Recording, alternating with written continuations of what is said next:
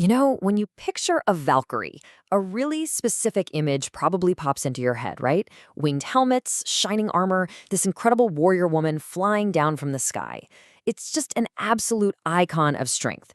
But what if that story, the one we all know, is just a shadow of the original myth? A myth that was a whole lot stranger and honestly, way more fascinating. So, to really get what's been lost over time, let's start with what we think we know. If I ask you, what is a Valkyrie? A few key things are probably going to come to mind. For most of us, the answer is pretty simple. She's a female fighter from Norse mythology. You know, a warrior woman. Simple as that. Now, if you dig just a little bit deeper, you might remember what their main gig was. The name Valkyrie literally means chooser of the slain.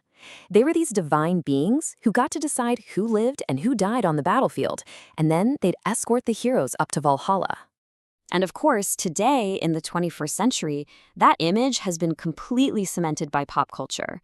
I mean, from epic operas to Marvel movies, the Valkyrie is this powerful and very, very female superhero.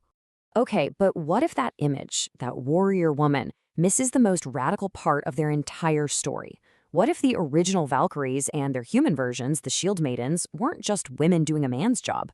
What if they were in a category all their own? And this is where we get into the really cool research from scholar Dr. Kathleen Self. She argues that in the original Old Norse stories, Valkyries and Shield-Maidens weren't just women acting like men.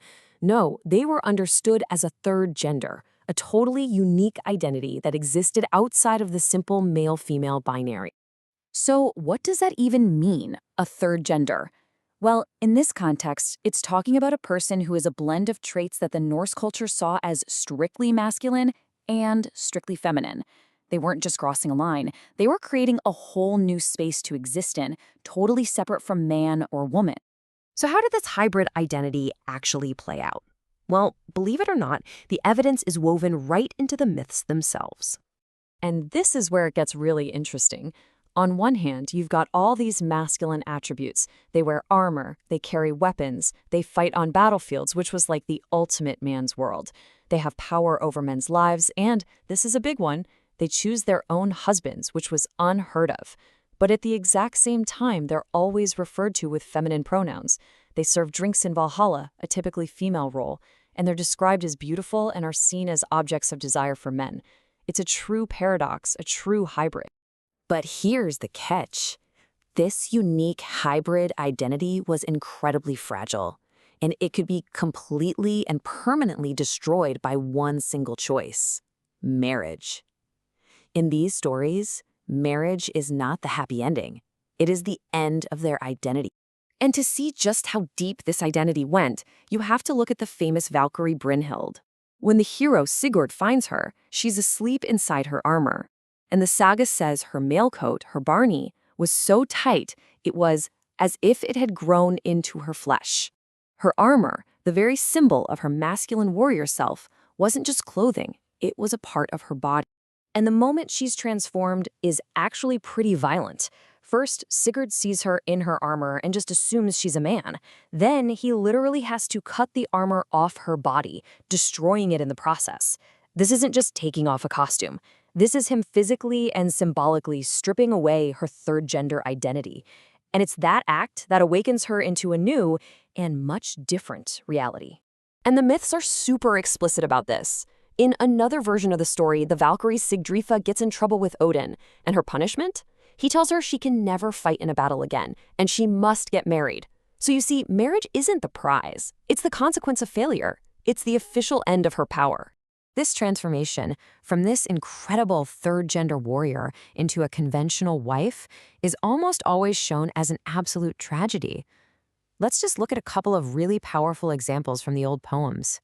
Okay, so first up, we had the Shield-Maiden Sigrun. Her story is just a gut punch of an example of exactly what's lost when this change happens. I mean, just follow the progression here. It's devastating.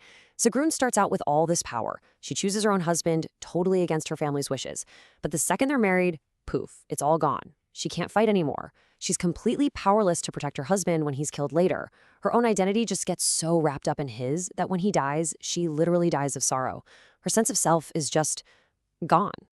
And this isn't a one-off thing either.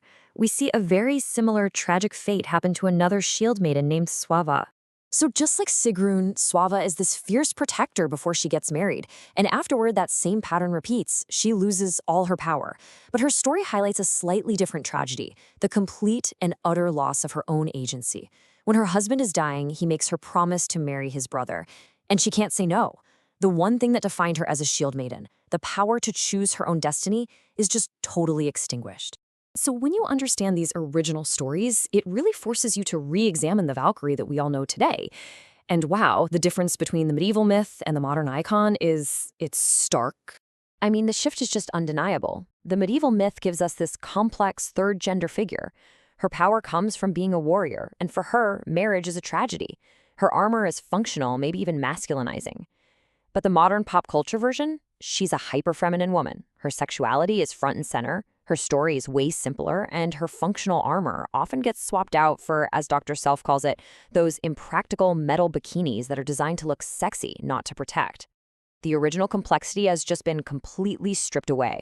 Which kind of leaves us with one final big question. The Valkyrie myth has stuck around for more than 1,000 years because it taps into these powerful ideas about who we are.